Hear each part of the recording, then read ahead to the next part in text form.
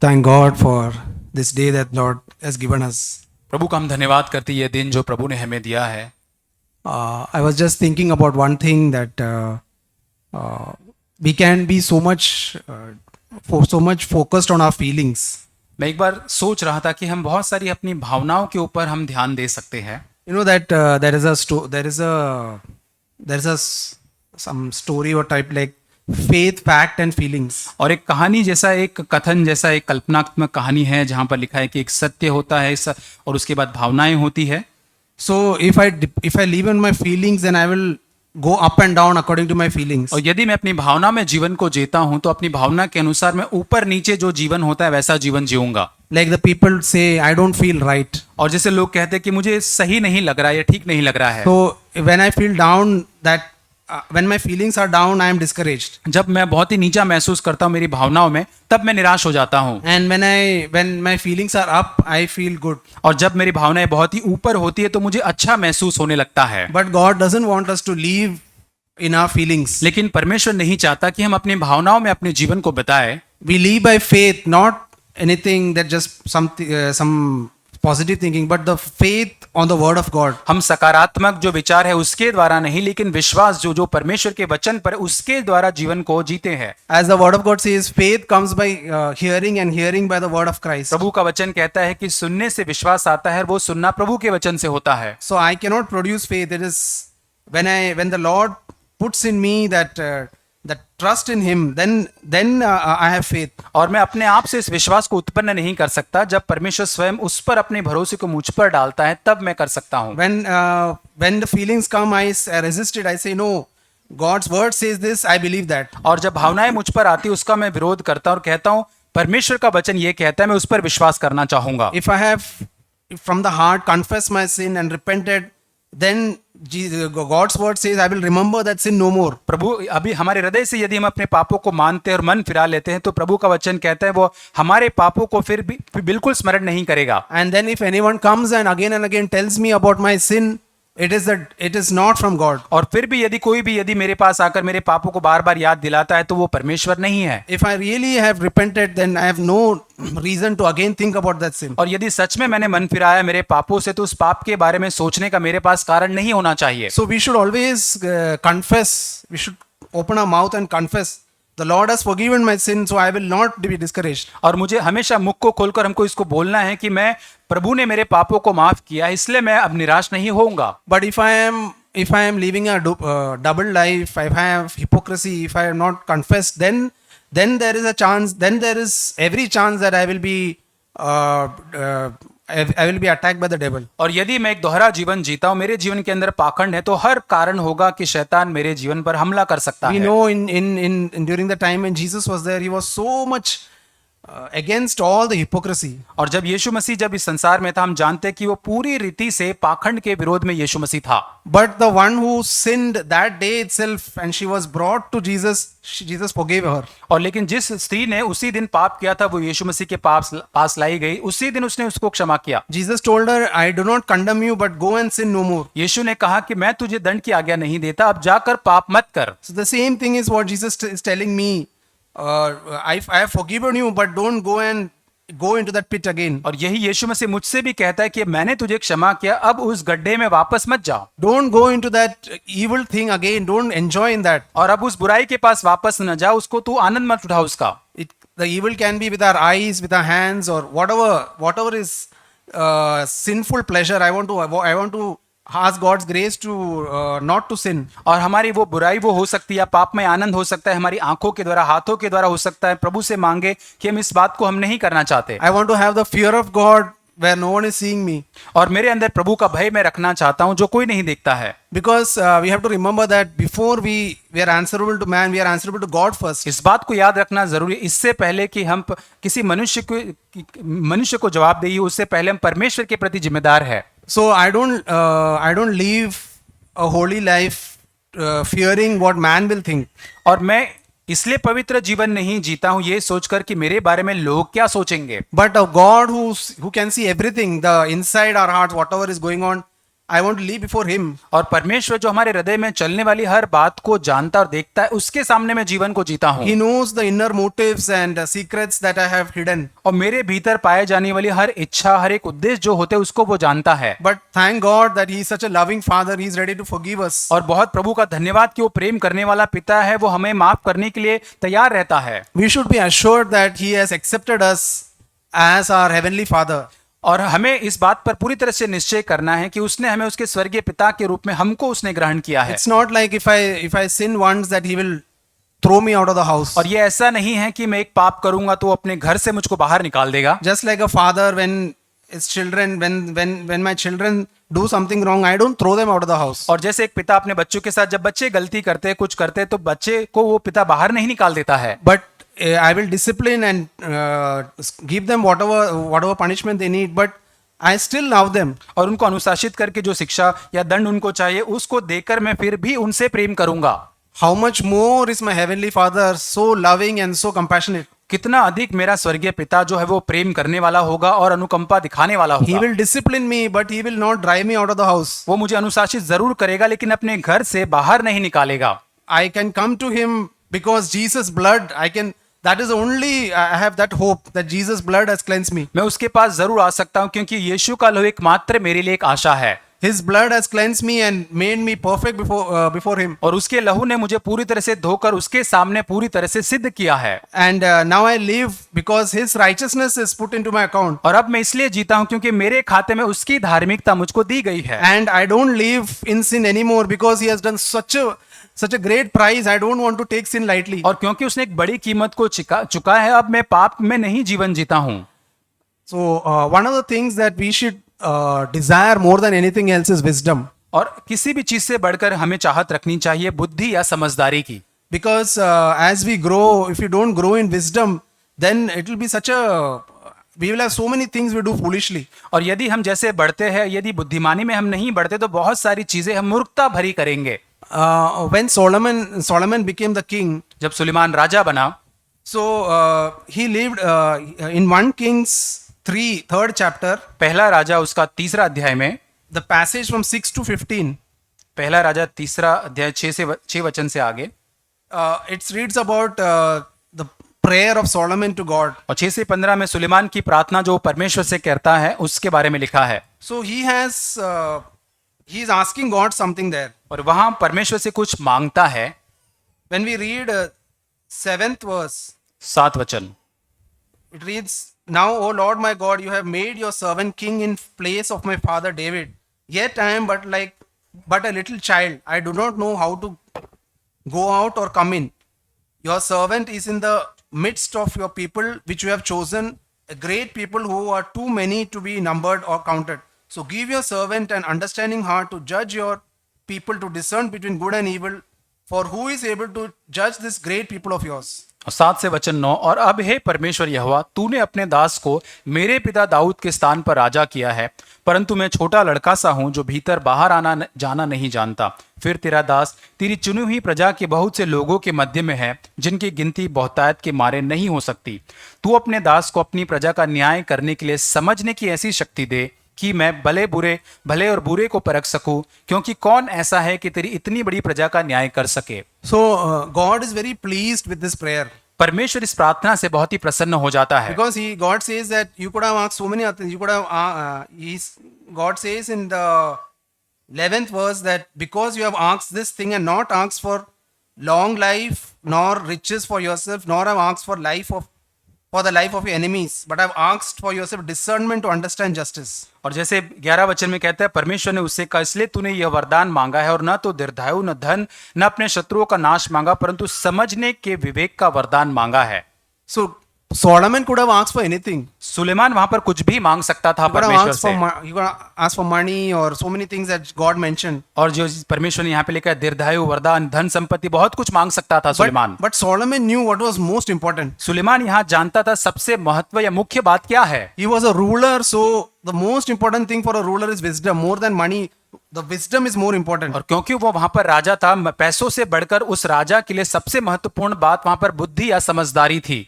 And also discernment is so important for a ruler or a leader. और यहाँ पर जो राज करने वाला जो अगुवा है उसके अंदर एक परख होना कितना जरूरी है। discern the things happening in the church or in the home. और कलीसिया में और घर पर जो बातें होती है उसको परखना।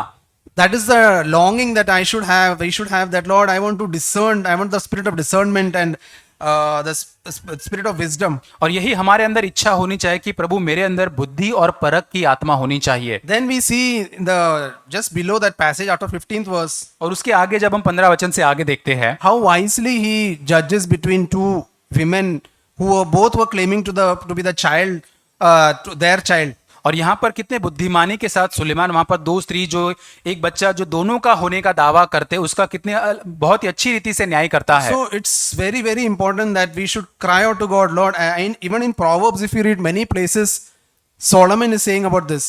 और हमें बहुत ही जरूरी है कि हम परमेश्वर से बुद्धिमानी को मांगे। सुलेमान नीति वचन में बहुत बार इस बारे में लिखता है। He says wisdom is crying out in the streets, and to really ask for that to desire that more than anything. और वहां लिखा है कि बुद्धि सड़कों में चिल्ला चिल्ला कर बुलाती है ताकि हम उसकी चाहत या उसको हम पाए। So that should be when at home and everywhere I need wisdom to deal with situations. और घर पर बाहर हर जगह पर मुझे परिस्थितियों से व्यवहार करने के लिए मुझे बुद्धि की जरूरत है। We read in Psalms 90:12. और नीति भजन संहिता 90 उसका 12 Teach us to number our days that we may present to you a heart of wisdom. भजन संहिता उसका 90 अध्याय उसका 12 वचन हमको अपने दिन गिनने की समझ दे कि हम बुद्धिमान हो जाए। And then it's written there that how do we present a heart of wisdom? By numbering our days. कैसे हम बुद्धिमानी का हृदय प्रकट कर सकते हैं? अपने दिन को गिनने के द्वारा। So how do I number my days? कैसे मैं अपने दिन गिन सकता हूँ? During the day, the way I use my time and everything is with wisdom. और जैसे दिन भर में मेरे समय को मैं उपयोग करता हूँ, मैं बड़ी बुद्धिमानी से सारी बातों को करता हूँ। Any decision I take is asking God for his listening to his voice, because I cannot take a decision correctly. I will be wrong. कोई भी निर्णय जब मैं लेता हूँ अपने आप से नहीं, लेकिन परमेश्वर को सुनकर मैं लेता हूँ, क्योंकि मैं अपने आप में बुद्धि को नहीं रखता हूँ। We know that Adam and Eve, when they were tempted, हम जानते हैं आदम और हवा जब उनकी परीक्षा हुई, the serpent deceived them and they ate from that fruit of the knowledge of good and evil. और सांप ने उसको पूरी तरह से वहां पर उनको धोखा दिया और पूरी तरह वो ज्ञान का भले बुरे ज्ञान का वृक्ष का फल उन्होंने खाया। So there was a choice of the tree of life and the tree of knowledge of good and evil. और यहाँ पर एक चुनाव था कि एक जीवन का वृक्ष था और दूसरा वृक्ष था भले और बुरे के ज्ञान का वृक्ष था। But the devil was so cunning that he tempted and made them to eat from that knowledge of good and evil. लेकिन शैतान बड़ा बहुत ही चतुर था, बहुत चालाक था। उन्होंने पूरी तरह से धोखा देकर उनको भले और बुरे ज्ञान का वृक्ष में से फल को खाने को प्रलोभित किया। So that is the same temptation that we face every day. और वही जो प्रलोभन हम हर दिन हमारे जीवन के अंदर भी सामना करते हैं। To go to that to go to seek more knowledge. तो ताकि हम जाकर बहुत ज्यादा ज्ञान को प्राप्त कर सके। We know what happened to Adam after he ate from that fruit. हम जानते हैं आदम ने जब उस वृक्ष के फल में से खाया तब क्या हुआ। He immediately had a cut from his the relationship was cut between God and him. और परमेश्वर और उसके बीच में जो पूरा संबंध था पूरी तरह से टूट जाता है। Death came because of that going after knowledge which God had asked him not to. और जो ज्ञान परमेश्वर ने उनको वर्जित किया था, मना किया था, उसके पीछे जाने के द्वारा उनके जीवन में एक मृत्यु आ जाती है। So that is the choice we have. Am I desiring more of knowledge, knowing many things in the head? और यही चुनाव हमारे साथ भी आता है कि क्या हमारे दिमाग के द्वारा हम बहुत सारे ज्ञान को प्राप्त करने की लालसा रखते हैं, or am I going after I want to have life within me, the life of Jesus? और क्या उसके विपरीत मैं चाहता हूं कि मेरे जीवन के भीतर यीशु मसीह का जीवन हो। So when any situation comes, what is my choice? That is very important. जब कोई भी परिस्थिति आती है तब मेरा चुनाव क्या होता है, ये बहुत मुख्य बात है। Either I depend on my own wisdom and my own cleverness and do things. और ये हो सकता है कि मैं अपनी बुद्धि और अपनी जो चतुरता होती है उसके ऊपर मैं भरोसा रखकर चीजों को करूंगा। Or I say like a little child, I don't know this, Lord, help me. I give me grace, give me wisdom to do this. और यदि मैं इस छोटे बच्चे के जैसे कह सकता हूँ, प्रभु मैं ये नहीं जानता हूँ, प्रभु तू मुझे अनुग्रह दे, बुद्धि दे इस बात को करने के लिए। I am not an expert in this, Lord. और मैं इसमें कोई माहिर व्यक्ति नहीं हूं इस बात को करने के लिए। To bring up my children, like one example is to bring up my children in the fear of God. I am not an expert. और अपने बच्चों को प्रभु के भय में बड़ा करने के लिए, प्रभु मैं कोई माहिर व्यक्ति नहीं, मुझे सब कुछ नहीं आता है। Give me wisdom to bring them up. मुझे बुद्धि दे कि प्रभु उनको मैं बड़ा कर सकूं। Let me not do things foolishly and cause such a lot of problems for them. और मैं प्रभु मूर्खता के साथ बातों को न करूं और उनके लिए मैं बहुत सारी समस्याओं को न खड़ा कर दूं। And even when we read the word of God, और जब हम प्रभु के वचन को पढ़ते हैं, we should not read it to gain more knowledge about facts and many things about stories, and that is good. We should know the stories. और इसलिए हमें प्रभु के वचन को प्राथमिक रूप से नहीं पढ़ना है कि बहुत सारे ज्ञान को, बहुत सारे या तथ्यों को जानना है, इन सारी कहानियों को जानना जरूरी है। But I want to receive life from this word. लेकिन इस वचन से मैं जीवन को प्राप्त करना चाहूंगा। And life is what will change me from the inside. और ये जीवन क्या है जो मुझको भीतर से बदल देता है, वो ये जीवन है। In Paul says in one place in 2 Corinthians 3:6. दूसरा कुरिन्थियों 3:6 में पौलुस कहता है, It says about the old covenant ends in death, but under the new covenant the Spirit gives life. और यहाँ पे लिखा है कि शब्द मारता है परंतु आत्मा जिलाता है। So this is what is very important. ये बहुत मुख्य बात है That I don't live by the Old Testament, like I depend on myself to do things. और मैं पुराने नियम के जीवन के अनुसार मैं जीवन नहीं जीता हूँ, जहां पर सारी बातें करने के लिए खुद पर ही मैं निर्भर रहता हूँ। Independent of God, I do things without depending on God. और परमेश्वर से दूर होकर उस पर निर्भर न हुए बिना मैं चीजों को करने का प्रयास करता The हूँ। Holy Spirit gives life, it says. पवित्र आत्मा हमको जीवन देता है, लिखा है So यहाँ। if I really want life within me and the life of Jesus, I have to depend on Him, not on myself. और इसलिए मुझे यदि यीशु मसीह का जीवन चाहिए तो मुझे सबसे पहले उस पर ही निर्भर होना होगा। We see the life of Jesus all the time. Even though he knew he was a son of God, he emptied himself so much that he never depended on himself. और यो परमेश्वर का संतान होने के बावजूद भी उसने अपने आप को पूरी तरह से इतना शून्य खाली कर दिया, पूरी रीति से परमेश्वर पिता पर भी निर्भर रहता था। To such a extent that in one place in Mark 3 we read मरकुस 3 में इस प्रकार लिखा है 20 and 21. 20 और 21। So I just want to read the one phrase there.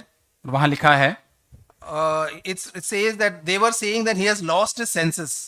In one place in that, और वहां लिखा है 21 वचन के अंत में लिखा है कि उसकी सूध बुद्ध ठिकाने पर नहीं है। यीशु मसीह के बारे में कहते हैं। so they thought he was crazy. और लोगों ने ये सोचा कि ये तो पागल व्यक्ति है। Because why they thought that? Because he was totally dependent on God and everything. क्योंकि वो पूरी तरह से अपने परमेश्वर पिता पर सारी बातों को करने के लिए निर्भर था। And if I live a life where I am completely dependent on God, और यदि मैं ऐसा जीवन जीता हूं जो पूरी तरह से परमेश्वर पर ही निर्भर हो, I will be considered as a crazy person. और हो सकता है लोगों के द्वारा मुझे मूर्ख माना जाए या पागल गिना जाए। Because the wisdom of the world is contrary to the wisdom of God. क्योंकि ये संसार की जो बुद्धि और ज्ञान जो है वो परमेश्वर की बुद्धि और ज्ञान से पूरी तरह से विरोध में या विपरीत है। Jesus lived a life which was completely opposite of the spirit of the world. और संसार की आत्मा के विरोध में ही यीशु मसीह ने अपना पूरा जीवन पूरी तरह से उसके विपरीत जीवन जिया। And that is why people couldn't accept him. Many people. और इसलिए बहुत सारे लोग यीशु मसीह को स्वीकार नहीं कर पाते थे। They even said that he cast out. It's written that in that verse, 22, that he is possessed by Beelzebul. It says, and he casts out the demons by the rule of the demons. और वो 22 वचन में लिखा है कि लोग ये भी कहते थे कि उसमें तो शैतान है, और ये भी कि वह दुष्टात्माओं के सरदार की सहायता से दुष्टात्माओं को निकालता है। Imagine calling the Son of God like this. आप सोच के देखिए परमेश्वर की संतान को कोई इस प्रकार कहे। How much their mind was totally wrong thinking was there. और कितना अधिक उनका मन में पूरी तरह से गलत विचारधारा थी। So why is that happened? क्यों ऐसा हुआ? Because they were so much into the spirit of the world and they couldn't understand how Jesus could live like this. क्योंकि वे पूरी तरह से संसार की आत्मा जो होती उसमें डूबे हुए थे, इसलिए यीशु मसीह की जो आत्मा जो वो काम करती है परमेश्वर, वो नहीं जान पाए। Jesus lived all the time to do the perfect will of the Father. यीशु मसीह हमेशा पिता की सिद्ध इच्छा को करने के लिए जीवन को जीता था। In Matthew 11:19, मत्ती 11:19, here Jesus says one thing. यीशु मसीह कहता है, The Son of Man came eating and drinking, and they say, Behold, a gluttonous and a heavy drinker, and a friend of tax collectors and sinners. and yet wisdom is vindicated by her deeds. मनुष्य का पुत्र खाता पीता आया और वे कहते हैं, देखो पेटू और पियक्कड़ मनुष्य चुंगी लेने वालों और पापियों का मित्र, पर ज्ञान अपने कामों में सच्चा ठहराया गया है। So what the world thought of him and what Jesus told there, we can come to know. और यहाँ पर संसार ने उसके बारे में क्या सोचा और यीशु मसीह क्या यहाँ पर कहता है उसके बारे में हम देख सकते हैं। Wisdom is vindicated by her deeds. उसके कामों के द्वारा ज्ञान वहां पर सच्चा ठहराया गया। So my wisdom in my life is vindicated, is known by my works of God. और मेरे जीवन में वो ज्ञान तभी प्रकट सही रीति से होता है जब मेरे जीवन के द्वारा या मेरे शब्दों के द्वारा प्रकट होता है। Jesus didn't say that wisdom is vindicated by a lot of talk. और यहाँ पर ये नहीं कि एक सच्चा ज्ञान या बुद्धि जो बहुत सारे शब्दों के द्वारा प्रकट होता है, ऐसा नहीं कहा यीशु It is मसीह ने। easy to give lot of wisdom, words of wisdom. बहुत आसान होता है अपने शब्दों से ज्ञान लोगों को देना, But from our deeds can I show forth wisdom? लेकिन क्या अपने कामों के द्वारा मैं इस बुद्धि को, इस ज्ञान को दिखा सकता हूँ? That I can only do when I depend on Him for everything. तब ऐसा मैं तभी कर सकता हूँ जब सारे कामों को करने के लिए उस पर मैं निर्भर रहता हूँ। Jesus lived a perfect life on this earth. इस धरती पर यीशु मसीह ने एक सिद्ध जीवन को जिया। Even still he didn't depend on himself or his knowledge, but he depended on God completely. और फिर भी अपने जो खुद के ज्ञान या बुद्धि पर उसने भरोसा नहीं रखा, लेकिन परमेश्वर पर ही भरोसा रखा पूरी रीति से। So he lived by a wisdom from above. और ऊपर से आने वाले ज्ञान पर उसने अपना निर्भर उसके द्वारा जीवन को जिया। And we read in James 3, याकूब 3, 17-18. याकूब 3 उसका 16, 17, 18। But the wisdom from above is first pure, then peace-loving, gentle, reasonable, full of mercy, good fruits, impartial, free of hypocrisy. पर जो ज्ञान ऊपर से आता है वह पहले तो पवित्र होता है, फिर मिलनसार, कोमल, मृदुभाव और दया, अच्छे फलों से लदा हुआ और पक्षपात और कपट रहित होता है। So true godly wisdom is something that is learned from the inside.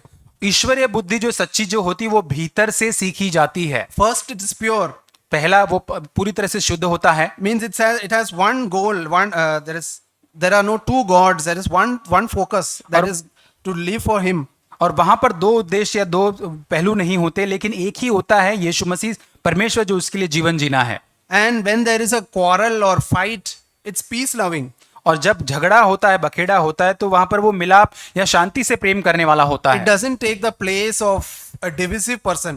और वहां पर विवाद करने वाले व्यक्ति का स्थान वो नहीं लेता है। Jesus himself said in the Sermon on the Mount, वहां पर यीशु मसीह ने स्वयं इस बात को कहा है, blessed are the peacemakers. जो मेल मिलाप करते हुए धन्य है। So if I have gained wisdom, then I will be a peacemaker, not a one who adds fuel to the fire. और यदि मैं बुद्धि को जानने वाला या बुद्धिमान व्यक्ति बनना चाहता हूं, तो मैं उस बखेड़े या झगड़े को बढ़ाने वाला नहीं, लेकिन उसमें मेल मिलाप करने वाला व्यक्ति बनूंगा। Jesus all through his life, he was not trying to create unnecessary quarrels between people. और यीशु ने अपने जीवन भर पूरी रीति से किसी भी मनुष्य के बीच में झगड़ा करने के लिए कोई प्रयत्न नहीं किए। But when it concerns God's glory and about God's honor, he was ready to be different. लेकिन परमेश्वर के महिमा और परमेश्वर के जो महिमा के संबंध में यदि वो था, तो वो पूरी तरह से अलग बात थी। Even if that means that there will be fights, he was ready, he was standing for God. और यहाँ पर वो वहां पर परमेश्वर के लिए खड़ा भी वहां रहता था। So that is the peace that we should pursue all the time. और ये शांति या मेल मिलाप को हमें हमेशा खोजना है। There are many other things, gentle, reasonable, full of mercy. और यहाँ पर कोमल, मृदुभाव, दया से पूरी तरह से भरा हुआ। Actually, the whole thing is found in Jesus. Jesus was all this. ये सारी बातें जो यहाँ पे लिखी गई, वो सारी बातें यीशु मसीह में पाई जाती है। And when did Jesus start learning wisdom? और ये सारी बुद्धि की बातें यीशु मसीह ने कब सीखना आरंभ किया? From the time he was a small child, he learned. और जब वो छोटा ही था तब से उसने आरंभ किया। When we read Luke 2:52, Luka 2:52, we read that Jesus kept increasing in wisdom and stature and in the favor with God and people. यीशु बुद्धि, डील डॉल और परमेश्वर और मनुष्य के अनुग्रह में बढ़ता गया। So how did Jesus increase in wisdom? कैसे यीशु मसीह उस बुद्धि और डील डॉल में परमेश्वर के अनुग्रह में कैसे बढ़ता गया? We read in the just a little few verses above. उसके कुछ ऊपर के वचनों को यदि पढ़े, When the parents, when Jesus' father and mother, they had gone away, far away, and they couldn't find Jesus. जब वो यीशु मसीह के माता पिता बहुत आगे निकल चुके थे और जब यीशु मसीह को नहीं पाते हैं साथ में, And Jesus says in the 49th verse, उसके 49 वचन में यीशु मसीह उनसे कहता है, why is it that you are looking for me? Did you not know that I had to be in my father's house? तुम मुझे क्यों ढूंढते हो? क्या नहीं जानते कि मुझे अपने पिता के भवन में होना अवश्य है? So, what was he doing in that father's house? पिता के भवन में वो क्या कर रहा था? He was discussing about scriptures. वचन के बारे में वो चर्चा कर रहा था। So, how did he gain wisdom? कैसे उसको वो बुद्धि मिली? That is by reading the scriptures and meditating and treasuring them in his heart. और उन वचनों को पढ़ने के द्वारा, मनन करने के द्वारा और अपने हृदय में पूरी तरह से उसको रखने के द्वारा। It's written in I think in Psalms 119 that one verse that your word I have treasured in my heart that I may not sin against you. और जैसे आज हमने उस वचन को भी देखा कि 119 भजन संहिता के तेरा वचन हमारे भीतर हमने रख छोड़ा है ताकि तेरे विरोध में हम पाप न करें। So Jesus was constantly doing that, not just in his mind but in his heart. और केवल निरंतर यीशु मसीह उस बात को करता था, केवल दिमाग में नहीं लेकिन अपने हृदय से। How do I know I have treasured the Lord, the word of God in my heart? कैसे मैं ये जान सकता हूं कि मैंने परमेश्वर का वचन अपने हृदय में रख छोड़ा है? In the time of temptation, the Holy Spirit reminds me of that word and says, do this or don't do this. और परीक्षा के समय में पवित्र आत्मा उस वचन के द्वारा ही मुझको स्मरण दिलाता है कि तुझे ये करना है या नहीं करना है। So Jesus, every time when he was faced with the temptation, he used the word and overcame the devil. और जब कभी यीशु मसीह परीक्षा का सामना किया, प्रलोभन का, तो इसी वचन के द्वारा ही उसने शैतान का वहां सामना किया। So unless I know the word of God, I cannot increase in wisdom. और जब तक मैं वचन में नहीं बढ़ूंगा तो उस बुद्धि में नहीं बढ़ पाऊंगा। And not just memorizing is good, but more than that, in the time of my need, in the time of my temptation, God reminds me and I use it. और याद करना अच्छी बात है, लेकिन उस जरूरत के समय पर, उस प्रलोभन के समय पर वो परमेश्वर उस वचन के द्वारा मुझे याद दिलाता है। And 51 middle part we read, और 51 वचन में लिखा है, he continued to be subject to them. और वहां लिखा है कि वो निरंतर उनके वश में रहा। Subject means he was submissive. He remains submissive to his parents. माता पिता की अधीनता में वो, उनके वश में, अधीनता में वो रहा। We know his parents were not perfect. हम जानते उसके माता पिता सिद्ध नहीं थे। Jesus was perfect. यीशु मसीह सिद्ध था। So we cannot even imagine how it's so difficult for a perfect man to be submissive to an imperfect person. तो हम इसकी कल्पना भी नहीं कर सकते कि एक सिद्ध व्यक्ति जो है वो एक असिद्ध माता पिता के अधीनता में रहना कितना कठिन उसके लिए शायद रहा होगा। But all through his life, when he was at home, all the time he was subjecting himself to his parents. लेकिन जितना समय वो अपने घर पर था, पूरी तरह से अपने माता पिता के अधीनता में, उनके वश में वो था। That is a secret of his gaining wisdom. और यही उस बुद्धि को उसका प्राप्त करने का रहस्य यीशु मसीह का था। He was always submissive. वो पूरी तरह से अधीनता में रहने वाला था। So that submissive spirit is very important to gain wisdom. और इसलिए उस अधीनता की आत्मा होना जरूरी है जिसके द्वारा हम उस बुद्धि को प्राप्त कर सके। To be submissive to any authority that is placed before above me. और जो हमारे ऊपर जो अधिकार रखा गया, उस अधिकार के अधीनता में अपने आप को रखना। Not to rebel against any authority. और किसी भी अधिकार के विरोध में हमको बलवा नहीं करना है। In the office it can be my boss. Office में मेरे बॉस हो सकते हैं। In the home, a wife has to submit to the authority that God has placed. और जो घर के अंदर जो पत्नी के लिए पति जो परमेश्वर ने एक अधिकार के रूप में रखा है, वहां पर उन्हें अधीनता में रहना है। As a husband, I need to submit myself to God.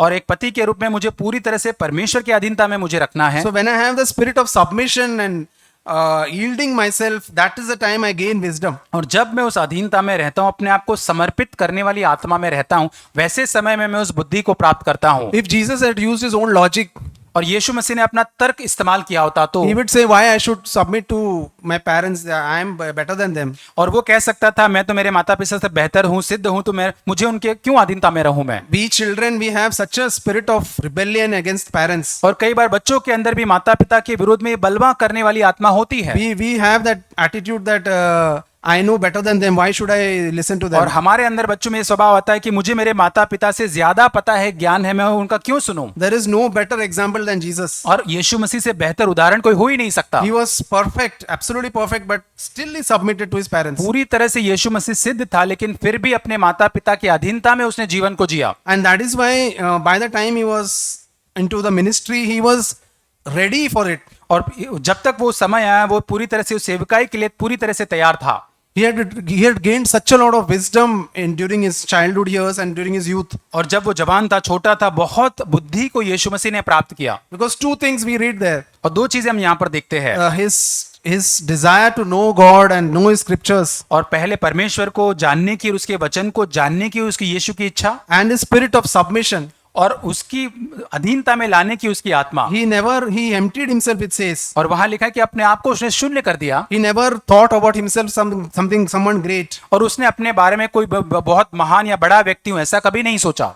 See, the wisdom that we are desiring will seem foolishness to the world. और जिस बुद्धि की हम लालसा या खोज करते हैं वो बुद्धि संसार के लिए मूर्खता हो सकती है। We read a passage in John 12 यूहन्ना 12 अध्याय में एक वचन को पढ़ते हैं, in the 3rd verse. तीसरा वचन। Mary took a pound of very expensive perfume of pure nard and anointed the feet of Jesus and wiped his feet with her hair, and the house was filled with the fragrance of the perfume. और तब मरियम ने जटामासी का आधा सेर बहुमूल्य इत्र सेर लेकर यीशु के पांव पर डाला और अपने बालों से उसके पांव पोंछे और इत्र की सुगंध से सारा घर सुगंधित हो गया। See, we know why Mary did that. हम जानते कि मरियम ने इस बात को क्यों किया। It was just because she loved Jesus. ये इसलिए उसने मरियम ने किया क्योंकि वो यीशु मसीह से प्रेम करती थी। And if you read what is the attitude that Judas had there, और यहाँ पर यहूदा जो इस्करियोत जो था उसका स्वभाव क्या था? he was already in committing secretly sin of taking from the money. और यहाँ तो गुप्त रीति से वो पैसों की थैली से पैसे निकाल कर वो लेता भी था। So he loved money a lot. उसने वो पैसों से बहुत प्रेम करता था। And then he says that perfume was worth 300 denarii. और वो कहता है ये इत्र जो है 300 दिनार में बेचा जा सकता था। So if you do the calculation, it's almost 1 year's wages was spent on buying that perfume. और यदि हम इसका हिसाब लगाए तो 1 साल की पूरी कमाई को पूरी तरह से यहाँ पे डाल दिया गया उस इत्र को खरीदने के लिए मरियम ने। But what Jesus told them और यीशु मसीह उनसे क्या कहता है? in John 12:7, उसके 7 वचन में, leave her alone, for she has, so that she may keep it for the day of my burial. और उसने Yeah. उसने मेरे गाड़े जाने के दिन के लिए इसे रहने दो, क्योंकि गरीबों तो तुम्हारे साथ Yeah. सदा रहते हैं परंतु मैं तुम्हारे साथ सदा न रहूंगा। Or you always have the poor with you, but you do not always have me. So we understand that Jesus had a different attitude towards these things. और हम यहाँ पर जानते हैं कि यीशु मसीह ऐसे लोगों के प्रति पूरी रीति से एक अलग रवैया रखता था। Because money was not as important as Jesus himself. और यहाँ पर पैसा उतना महत्वपूर्ण नहीं है जितना यीशु मसीह स्वयं होना चाहिए। Someone was giving her complete what she had, the most costly thing she was giving to Jesus. और कोई व्यक्ति यहाँ पर अपना बहुमूल्य सबसे कीमती खजाना या जो उसका है वो सब कुछ यीशु मसीह को देता है। That is more important than all the wealth of the world. और ये संसार में पाए जाने वाले हर खजाने धन संपत्ति से बढ़कर है। But a person who loved money couldn't see that. He was blind. लेकिन ये जो पैसों से प्रेम करने वाला व्यक्ति था वो पूरी तरह से अंधा था, इस बात को नहीं देख पा रहा था। But if I am spiritually minded like Jesus, I would see the value of that. लेकिन यदि मैं आत्मिक मनोभाव को रखता हूं तो इस बात की कीमत को मैं देख पाऊंगा। So how do I gain in wisdom? One way, it's written in James. और याकूब के अंदर हम देखते हैं कि किस प्रकार इस बुद्धि के अंदर हम बढ़ सकते हैं। याकूब In James 1:5. याकूब की पत्री उसका पहला अध्याय वचन 5। But if any of you lacks wisdom, let him ask of God, who gives to all generously and without reproach, and it will be given to him. पर यदि तुम में से किसी को बुद्धि की घटी हो तो परमेश्वर से मांगो जो बिना उलाहने दिए सबको उदारता से देता है और उसको दी जाएगी। It's written generously he will give us. और वहां दिखा है कि उदारता से परमेश्वर देता है। So if I lack wisdom, Lord, I am foolish in many areas.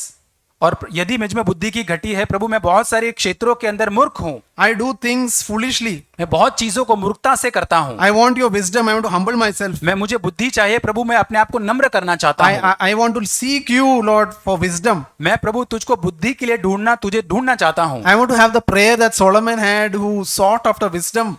और प्रभु सुलेमान की जो प्रार्थना था उसके वही मैं मेरे भीतर चाहता हूँ बुद्धि की खोज करने के लिए। In Romans 12:2 we know that verse. और रोमियो की पत्री 12:2 इसको हम जानते हैं। Do not be conformed to this world. और इस संसार के सदृश न बनो। That thinking of the world should not rule us. और संसार की जो विचारधारा उनकी जो है वो हमारे ऊपर राज न करने पाए। The thinking of the world is completely opposite to what is the thinking that God has. और संसार की जो सोच विचारधारा जो है वो परमेश्वर की विचारधारा सोच से पूरी तरह से विरोध में या विपरीत है। The thinking of the world and the wisdom of the world is to return evil for evil. और संसार का जो विचारधारा है, संसार की जो बुद्धि है, बुराई के बदले बुराई करना है। To someone does not to forgive someone. और किसी व्यक्ति को माफ न करना है। So I see in Jesus that he was always ready to forgive. मैं यीशु मसीह में ये देख पाता हूँ कि हर समय हर व्यक्ति को क्षमा करने के He लिए was तैयार था। he was even ready to forgive those who crucified him. और यहाँ तक जिन लोगों ने उसको क्रूसित किया था उन लोगों को भी क्षमा करने के लिए तैयार था वो। So if the Holy Spirit can show me how Jesus did that, then I can also do the same. यदि पवित्र आत्मा मुझे ये दिखा पाए कि कैसे यीशु मसीह ने इस बात को किया, तब मैं भी इस बात को कर पाऊंगा। Be transformed by the renewing of our mind. और हमें पूरी तरह से हमारे मन के नए हो जाने से पूरी तरह से परिवर्तित हो जाना है। My thinking will become like Jesus thinking, मेरी सोच विचार जो है यीशु मसीह के सोच विचार के समान बन जाएगा, full of mercy, पूरी तरह से दया से भरपूर full of good fruits, और अच्छे फलों से लदा हुआ compassionate, और अनुकंपा से भरा हुआ, no compromise towards anything evil, और कोई भी बुराई है उसके पूरी तरह से न समझौता करते हुए, to even stand alone if it means that something is against the word of God. और यहाँ तक कोई भी बात परमेश्वर के वचन के विरोध में है, वहां पर मैं पूरी तरह से अकेला रहने के लिए भी तैयार हो जाता हूँ। Jesus was willing to be alone also if it means that God's word had to be